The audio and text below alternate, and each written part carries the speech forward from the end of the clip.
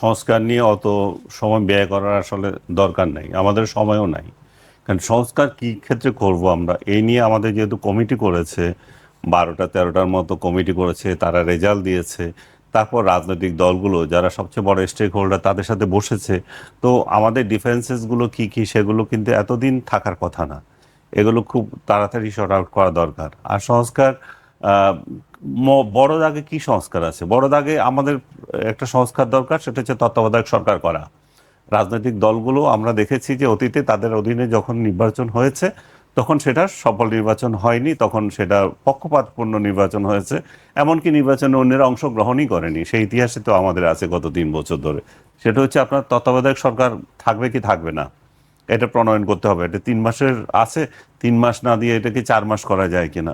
সরকারের অধীনে যেহেতু নির্বাচন হচ্ছে সেগুলোতে যাচ্ছে না সব দল, এবং সেগুলো নিয়ে প্রশ্ন তোলা হচ্ছে। সরকার তার নিজের ইচ্ছা অনুযায়ী ইয়ে করছে, ম্যানিপুলেট করছে, যেটা এই বিএনপির আমলে সে 91-এর পরে উঠলো, তারপর আওয়ামী লীগের বিরুদ্ধে উঠলো। তো তার মানে কি, এটা তো অভিযোগ রয়ে গেছে। এবং এখনো পর্যন্ত দেখা যাচ্ছে যে ক্যাটাগরির অধীনে যে নির্বাচনগুলো হয়েছিল তুলনামূলকভাবে সেগুলো স্বচ্ছ ইলেকশন ছিল।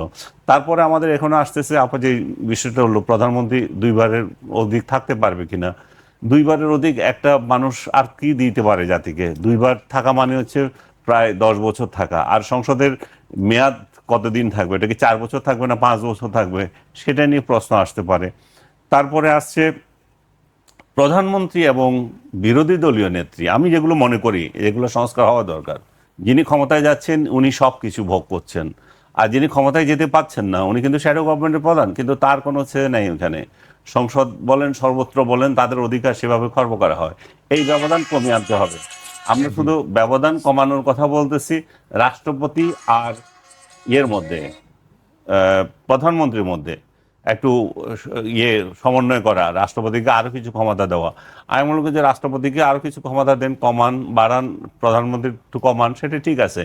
কিন্তু এই জিনিসটা সবার আগে খেয়াল করেন, বিরোধী দলীয় নেতা নেত্রীর মান বাড়তে হবে। এটা না থাকলে বঞ্চিত মনে করে তারা, তারা ধৈর্য ধরতে পারে না। 4 বছর 5 বছর পর আবার যে ক্ষমতায় যাবে, ক্ষমতার জন্য তারা পাগল হয়ে যায়, রাস্তায় নেমে আসে, এবং এই ব্যবধান না ঘটাতে পারলে তারা ডিপ্রাইভ মনে করে।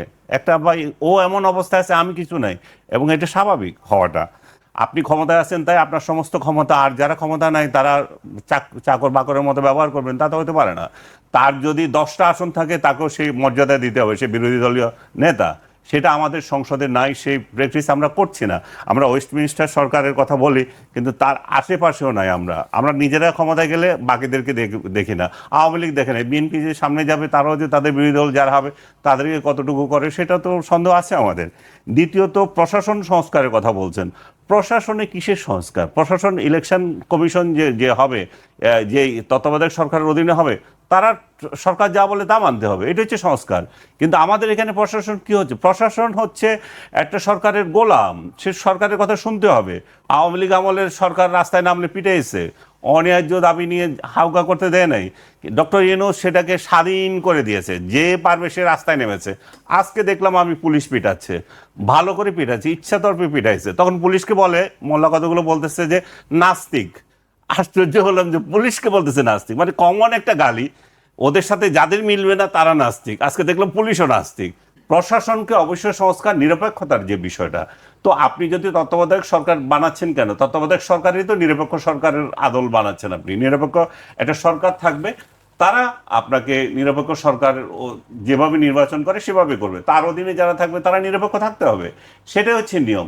কিন্তু প্রশাসন, সরকারি সরকারি যন্ত্রের মূল বিষয় কি? সরকারি যন্ত্রের মূল বিষয় সরকার যেটা বলে সেটা শুনতে হবে। আজকে যে সরকারি কর্মকর্তাদের বিরুদ্ধে অনেক মামলা হচ্ছে দেখবেন আপনি, কি অপরাধ অনেকের আমি জানি না, হয়তো পুলিশ প্রশাসনে যারা ছিল তারা অস্ত্র ধরেছে, সেগুলো একটা বিষয় থাকতে পারে।